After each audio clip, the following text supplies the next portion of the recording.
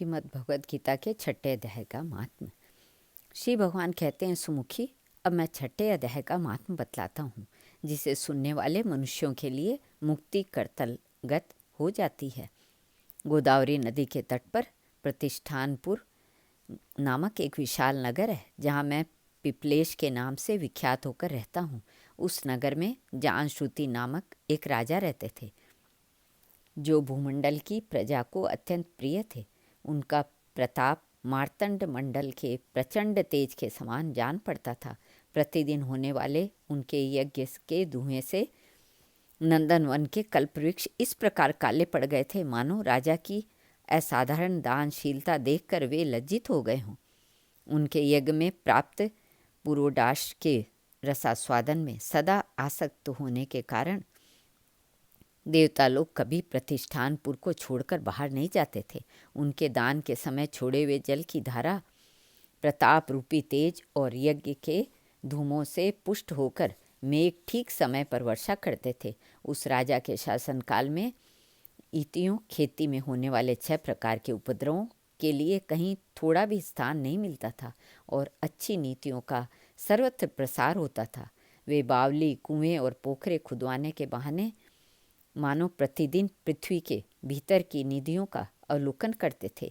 एक समय राजा के दान, तप, यज्ञ और प्रजा पालन के से संतुष्ट होकर स्वर्ग के देवता उन्हें वर देने के लिए आए। वे कमल नाल के समान उज्ज्वल हंसों का रूप धारण कर अपनी पांखें हिलाते हुए आकाश मार्ग से चलने लगे। बड़ी उतावली के साथ उड़ते हुए वे सभी हंस परस्पर बातचीत भी करते जाते थे।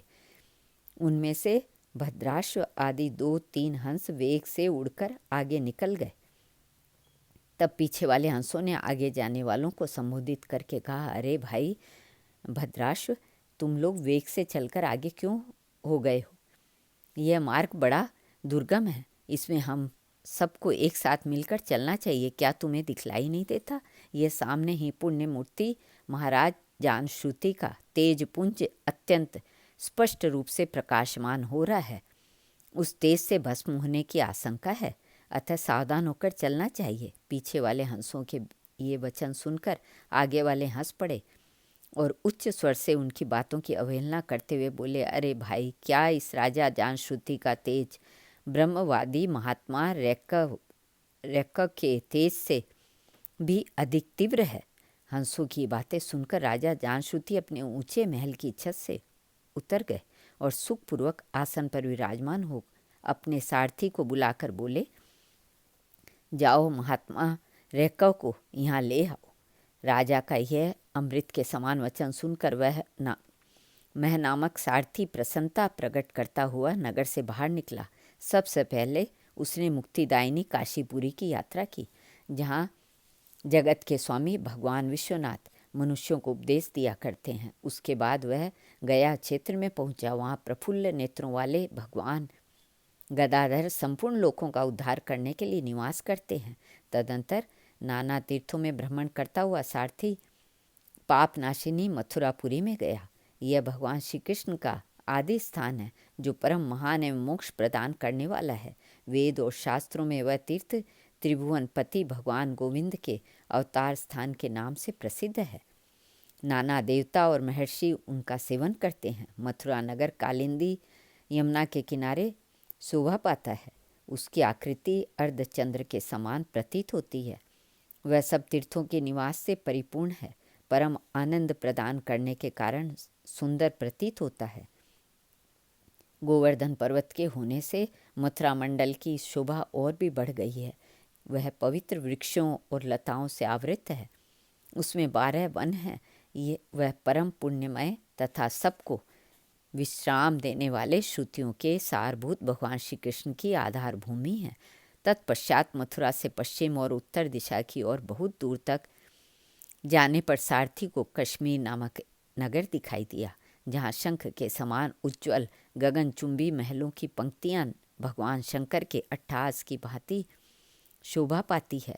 जहाँ ब्राह्मणों के शास्त्रीय आलाप सुनकर मूक मनुष्य भी सुंदर वाणी और पदों का उच्चारण करते हुए देवता के समान हो जाते हैं।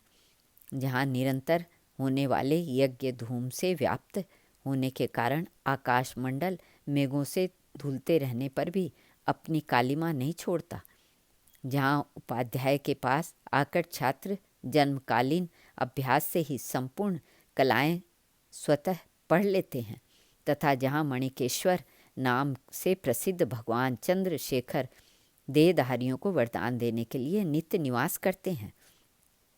काशीपुरी के राजा मणिकेश ने दिग्विजय में समस्त राजाओं को जीतकर भगवान शिव का पूजन किया था। तभी से उनका नाम मणिकेश्वर हो गया था। उन्हीं के मंदिर के दरवाजे पर महात्मा रैकव एक छोटी सी गाड़ी पर बैठे हुए अपने अंगों को खुजलाते हुए वृक्ष की छाया का सेवन कर रहे थे। इसी अवस्था में सारथी ने उन्हें देखा। राजा के बतलाए हुए भिन्न भिन्न चिन्हों से उसने शीघ्र ही रैकव को पहचान लिया और उनके चरणों में प्रणाम करके कहा, ब्राह्मण, आप किस स्थान पर रहते हैं? आपका पूरा नाम क्या है? आप तो सदा स्वच्छंद विचरने वाले हैं, फिर यहाँ किस लिए ठहरे हैं? इस समय आपका क्या करने का विचार है? सारथी के ये वचन सुनकर परम आनंद में निमग्न महात्मा रैकव ने कुछ सोचकर उससे कहा, यद्यपि हम पूर्ण काम हैं, हमें किसी वस्तु की आवश्यकता नहीं है, तथापि कोई भी हमारी मनोवृत्ति के अनुसार परिचर्या कर सकता है। रैकव के हार्दिक अभिप्राय को आदरपूर्वक ग्रहण करके सारथी धीरे से राजा के पास चल दिया। वहाँ पहुंचकर राजा को प्रणाम करके उसने हाथ जोड़ सारा समाचार निवेदन किया। उस समय स्वामी के दर्शन से उसके मन में बड़ी प्रसन्नता थी। सारथी के वचन सुनकर राजा के नेत्र आश्चर्य से चकित हो उठे। उनके हृदय में रैकव का सत्कार करने की श्रद्धा जागृत हुई। उन्होंने 2 खच्चरियों से जुती हुई एक गाड़ी लेकर यात्रा की। साथ ही मोती के हार, अच्छे अच्छे वस्त्र और 1 सहस्त्र गौएं भी ले ली। कश्मीर मंडल में महात्मा रैकव जहाँ रहते थे, उस स्थान पर पहुंचकर राजा ने सारी वस्तुएं उनके आगे निवेदन कर दी और पृथ्वी पर पड़कर साष्टांग प्रणाम किया। महात्मा रैकव अत्यंत भक्ति के साथ चरणों में पड़े हुए राजा जान श्रुति पर कुपित हो उठे और बोले, रे शूद्र, तू दुष्ट राजा है, क्या तू मेरा वृत्तांत नहीं जानता? यह खच्चरियों से जुती हुई अपनी ऊंची गाड़ी ले जा। ये वस्त्र, ये मोतियों के हार, ये दूध देने वाली गौएं भी स्वयं ही ले जा। इस तरह आज्ञा देकर रैकव ने राजा के मन में भय उत्पन्न कर दिया। तब राजा ने श्राप के भय से महात्मा रैकव के दोनों चरण पकड़ लिए और भक्तिपूर्वक कहा, ब्राह्मण, मुझ पर प्रसन्न होइए। भगवान, आप में यह अद्भुत महात्म कैसे आया? प्रसन्न होकर मुझे ठीक ठीक बतलाइए। रैकव ने कहा, राजन, मैं प्रतिदिन गीता के 6ठे अध्याय का जप करता हूँ। इसी से मेरी तेजोराशि देवताओं के लिए भी दूसह है। तदंतर परम बुद्धिमान राजा जानश्रुति ने यत्नपूर्वक महात्मा रैकव से गीता के 6ठे अध्याय का अभ्यास किया। इससे उन्हें मोक्ष की प्राप्ति हुई। इधर रैकव भी भगवान मणिकेश्वर के समीप मोक्षदायक गीता के 6ठे अध्याय का जप करते हुए सुख से रहने लगे। हंस का रूप धारण करके वरदान देने के लिए आए हुए देवता भी विस्मित होकर स्वेच्छानुसार चले गए। जो मनुष्य सदा इस एक ही अध्याय का जप करता है, वह भी भगवान विष्णु के ही स्वरूप को प्राप्त होता है। इसमें तनिक भी संदेह नहीं है। श्री कृष्णार्पणमस्तु।